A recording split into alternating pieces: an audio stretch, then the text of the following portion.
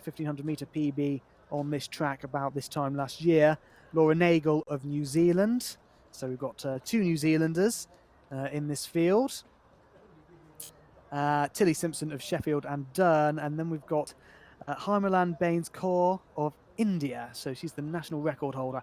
Hannah, speaking of pasta, I think everyone seems to know that carbs are the staple for distance runners pre-race, but anything that took your fancy? I've known some athletes who swear by sushi, some athletes swear by carbs with some Jaffa cakes on the side. You know, everyone has their own semi-superstitious pre-race diets. What was yours like? I would say fish and rice work very, very well, but I would choose some cooked fish rather than raw sushi fish if I was racing. As much as I love the sushi, it wouldn't be worth risking a bit of food poisoning. But yeah, anything. I think every athlete has got a preference on what they can digest quickly, what sits well, and what they can enjoy when they're really nervous as well.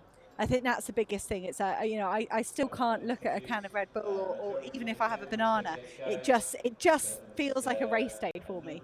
And it's still coupled with anxiety and nerves. I would very much see a banana as a race day food and then not enjoy any.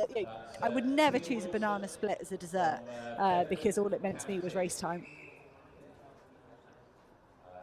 Right, noted. Well, I'll next have Hannah England round for dinner. No banana split for dessert. That is noted. Now, just looking at Katie Pye there, that's the Aldershot Farnham and District athlete. Lila Belshaw wearing number 225, Colchester Harrier. Just really whizzing through the athletes here. 221, Tia Wilson of Bedford and County. We've seen the Bedford and County best quite a bit today, but that is not it. That looks like it's an alternative, almost running suit of some sort. Sophie Tarver of the Wirral there, just the final athlete nearest to you on your picture. So we are going to have Ellie Leather taking out the pacers. Sorry, taking out the runners as the pacer, I should say. 65 seconds for 400 meters is the requirement, and they're off now. So Leather will make her way to the front, and we'll have a much better idea of how this field is shaping up as we move into the home straight. But as things stand, it looks like a couple of the athletes are quite keen to hang on to the pacer, Ellie Leather. So 2:11 for 800 is her expectation, or is her requirement, shall we say.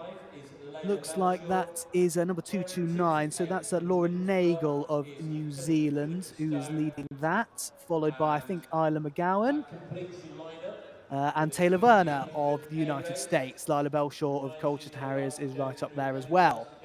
So still Nagel, then Werner, and then we've got McGowan, one of the youngest athletes in the field. McGowan 5th in the English schools last year, 4th in the UK this year for under 17 in the 1500 metres.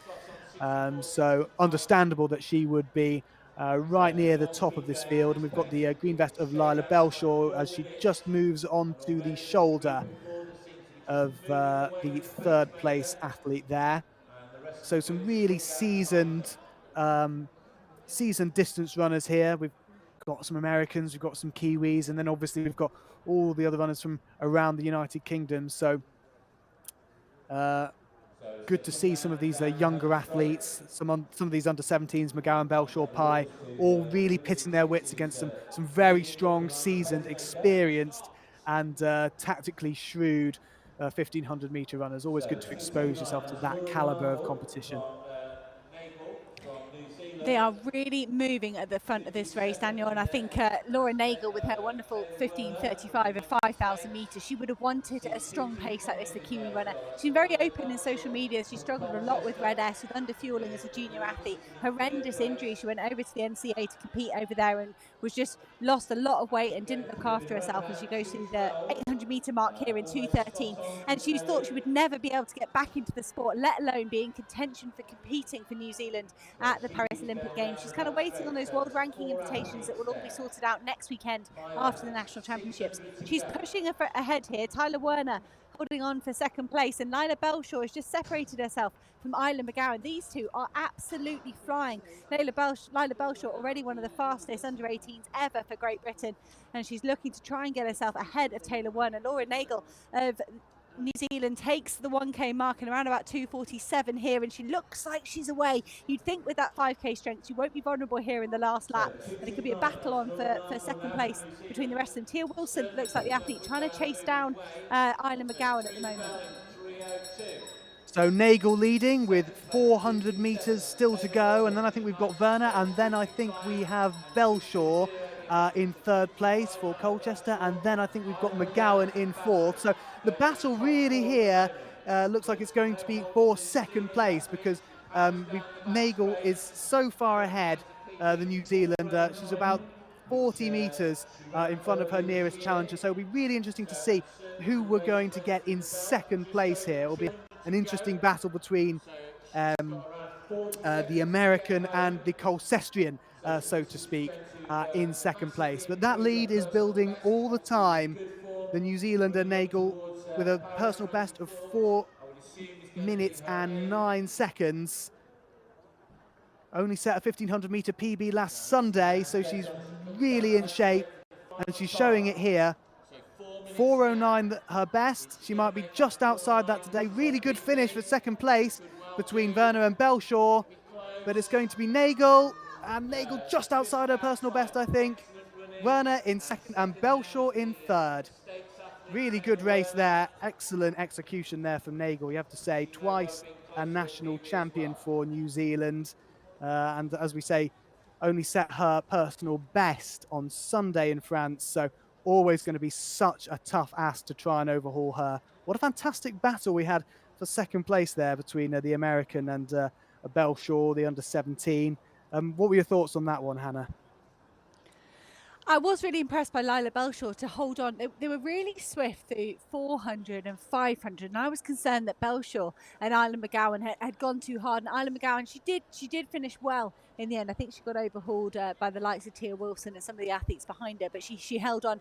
But I was impressed by Lila Belshaw to be able to go toe-to-toe with Taylor Werner from the United States, and you know, for a woman that's won US titles at a junior age group, to be over here at the BMC is really fun, and I think she was a perfect match for Lila Belshaw today. Those two worked really, really well.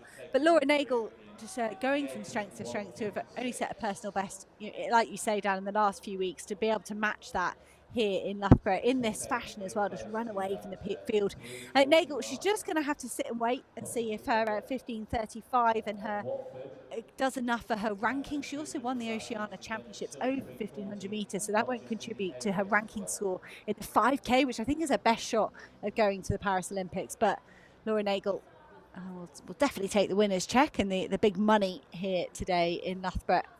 But we'll keep an eye on that. The Road to Paris page on the World Athletics website. I spent a lot of time there toggling between events and between nations to see who might be in with a shot, as I'm sure many athletes across the world do, to see if they could get an invitation. So Nagel will just put her feet up now, I'm sure, for the next 8 days until that window closes, and see if she's done enough to make the games.